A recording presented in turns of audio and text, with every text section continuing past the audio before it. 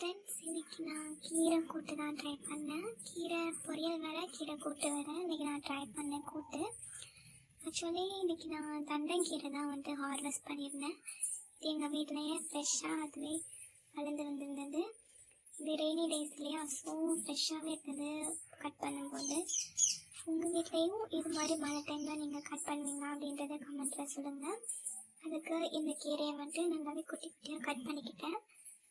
அது நல்லாவே வாஷ் பண்ணுறதுக்காக கொஞ்சமாக மஞ்சள் தூள் அண்ட் உப்பு, அதுக்கப்புறமா கொஞ்சமாக தண்ணி ஆட் பண்ணிக்கிறேன்.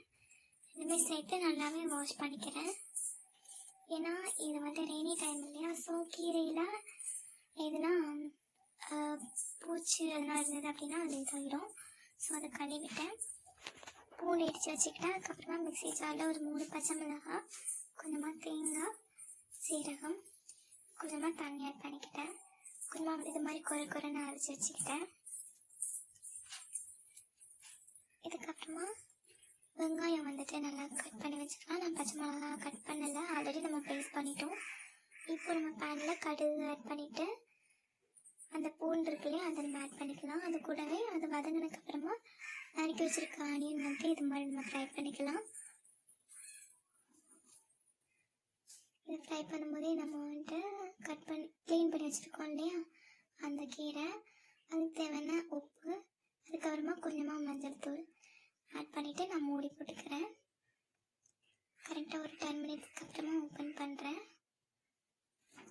கொஞ்சமாக குக் ஆகிருக்கு, ஃபுல்லாகவே வேகலை. இது கூடவே நம்ம அரைச்சி வச்சுருக்க விழுது நம்ம ஆட் பண்ணிக்கலாம். ஆட் பண்ணி நல்லாவே மிக்ஸ் பண்ணி விட்டுக்கலாம்.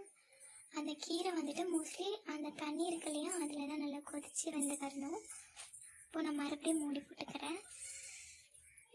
இப்போ அந்த பச்சை வாசனை எல்லாமே போய் நல்லாவே வந்துட்டு,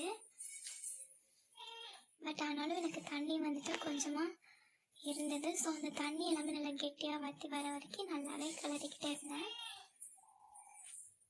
அப்போ தான் கூட்டு டேஸ்ட்டாகவே இருக்கும்.